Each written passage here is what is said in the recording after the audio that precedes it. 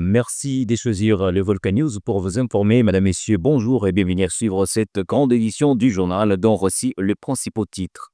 Le réseau des télécommunications ont été interrompus à Uvira et dans les zones environnantes, plongeant la ville dans un isolement quasi total. Dans une déclaration attribuée à Bertrand Bissimois, l'un des cadres de l'AFC 23, le mouvement 23 affirmait que le pouvoir central a ordonné cette coupure afin de dissimuler des opérations de nettoyage. De leur côté, d'autres sources est-il que cette interruption de communication serait plutôt le signe de la nervosité du 23 après la reprise de la ville par les forces gouvernementales. Nous y revenons en début de ce journal. Et puis à Kamanyola, des familles Banyamulenge ayant fui Uvira après des violences meurtrières ont été visitées par les autorités de l'AFC 23. Ces déplacés, contraints d'abandonner leurs maisons et leurs biens, ont fait part de leur profonde détresse, de leurs besoins urgents en assistance humanitaire et de leur désir de retourner à Uvira à condition que leur sécurité soit assurée. De son côté, les porte-paroles de l'AFC 23, Laurence Kanyuka, tirent la sonnette d'alarme face à la détérioration qu'il qualifie de grave de la situation sécuritaire de Banyamulenge.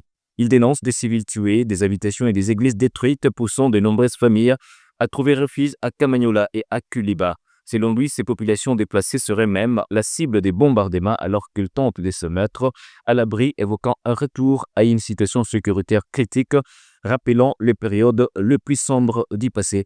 Madame, Messieurs, ce des titres et tant d'autres sont à développer tout à l'heure. Bienvenue à suivre les détails. Nous l'avons dit dès l'entame de ce journal, des tensions informationnelles et sécuritaires persistent à Uvira où les réseaux de télécommunications ont été coupés dans la ville et ses environs. Dans une déclaration sur X attribuée à Bertrand Bissimois, le pouvoir central est accusé d'avoir ordonné cette boubire afin de passer sous silence ses propres exactions, évoquant les redéploiements d'unités qualifiées de nettoyage. Selon cette version de fait, la restriction de communication viserait à limiter la circulation d'images et d'informations sur les opérations en cours. À l'inverse, d'autres lectures estiment que cette situation traduit surtout la fébrilité du homme 23 après les retours de l'autorité de l'État à Uvira.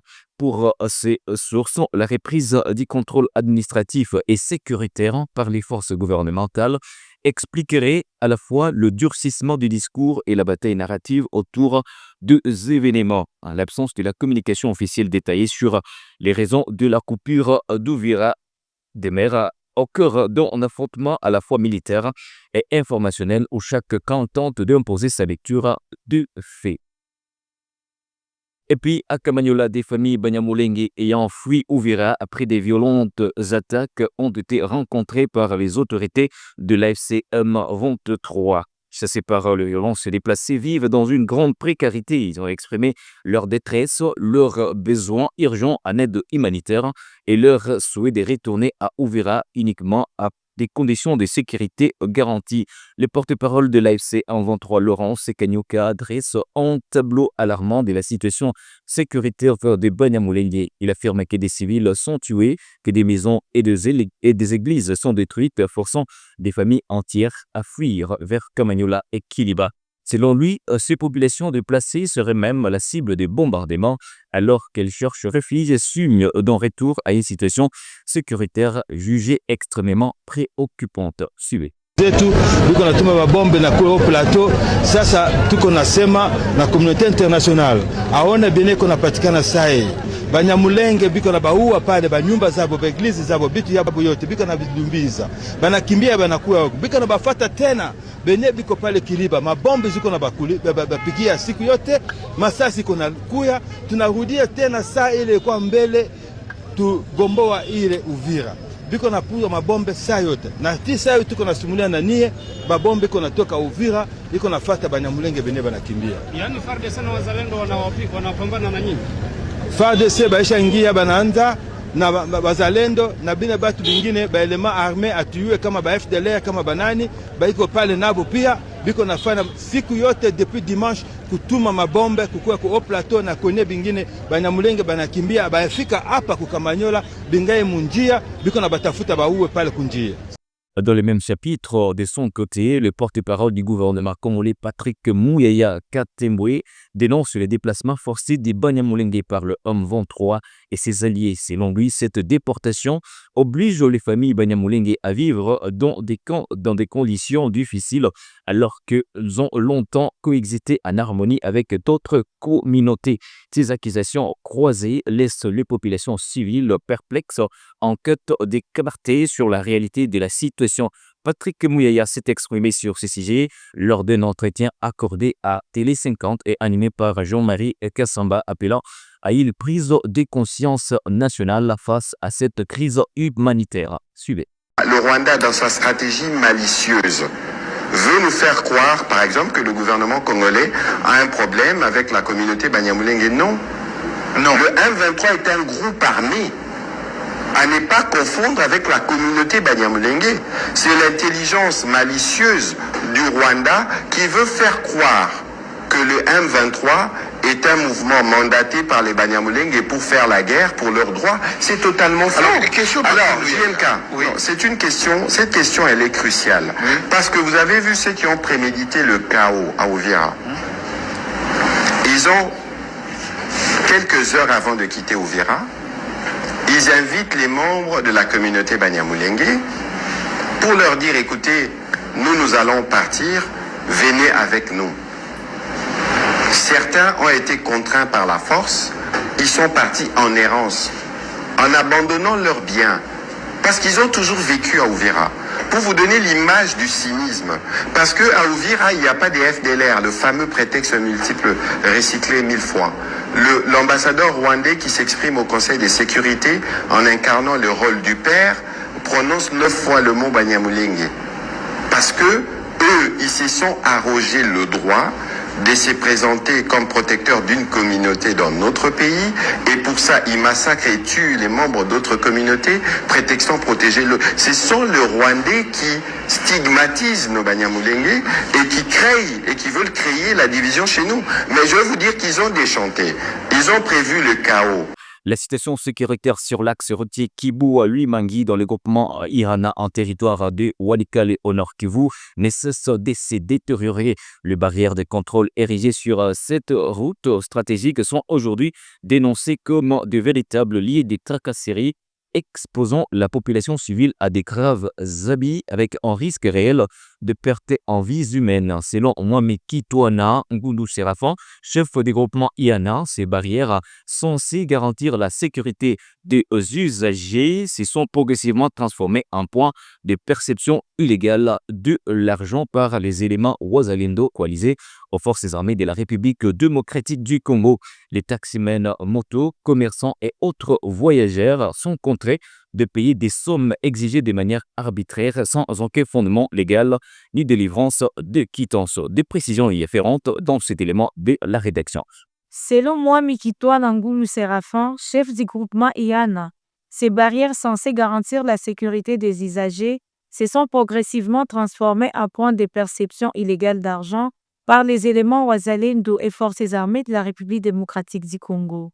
Les taximens motos, commerçants et autres voyageurs sont contraints de payer des sommes exigées de manière arbitraire sans aucun fondement légal ni délivrance de quittance. Le chef coutumier souligne que ces pratiques instaurent un climat de peur permanent au sein de la population locale.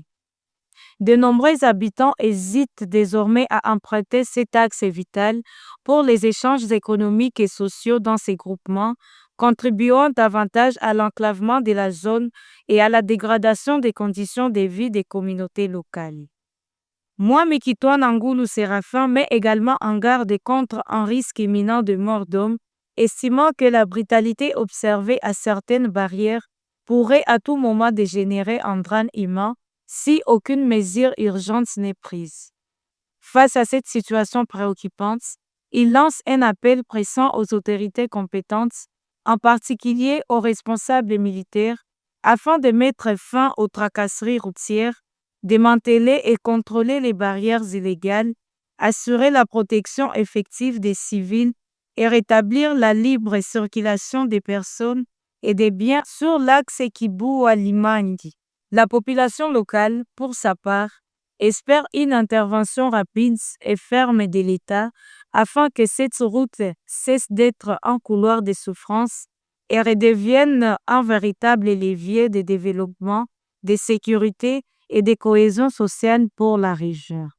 Rendons-nous dans la province voisine sous état de siège. À Bunia, dans la province de Ituri, la cour militaire a rendu ce mardi 20 janvier 2026 une décision lourde des conséquences à l'encontre d'un officier supérieur des forces armées de la République démocratique du Congo. Un capitaine de corvette de la force navale a été condamné à 20 ans de servitude pénale principale pour s'être filmé et avoir diffusé 2 images en belle opération militaire en violation des consignes officielles. Je propose ici de suivre les détails dans ce rendu de la rédaction. L'officier condamné est le capitaine des corvettes Bouba Avoua Jean Deyi. Il assurait les fonctions de commandant des bataillons ad interim de la force navale des forces armées de la République démocratique du Congo, basée au littoral du lac Albert, en territoire des Djoug.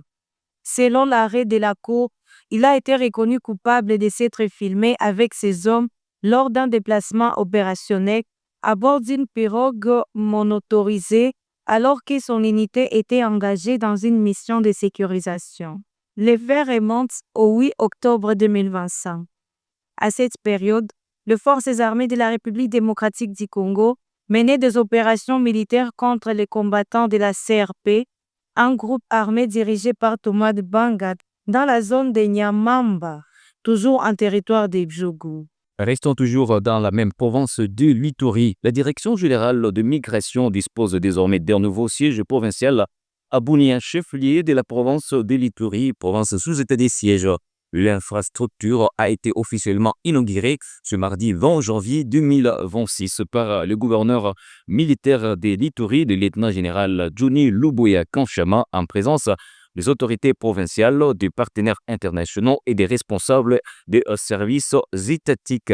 Ce nouveau bâtiment vise à améliorer la gestion migratoire et le service à la population dans la province.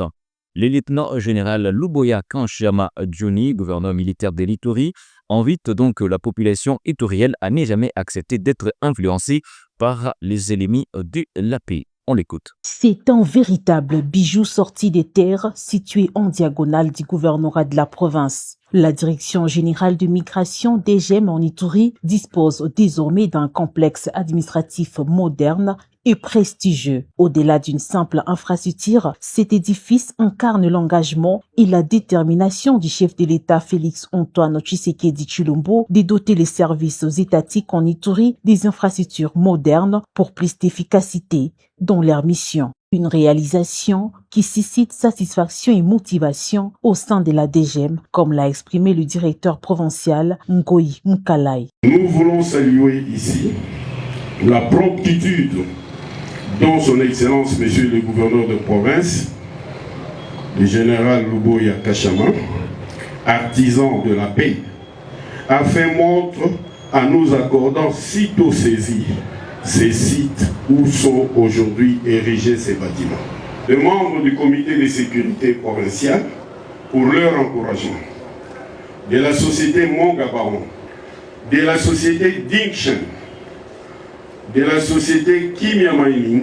Pour le lieutenant-général Luboya Kanchama Johnny, gouverneur militaire de l'Ituri, la province engagée sur la voie de la stabilisation a plus que jamais besoin de la cohabitation pacifique pour assurer son développement durable. Il a à cette occasion salué les efforts constants du président de la République.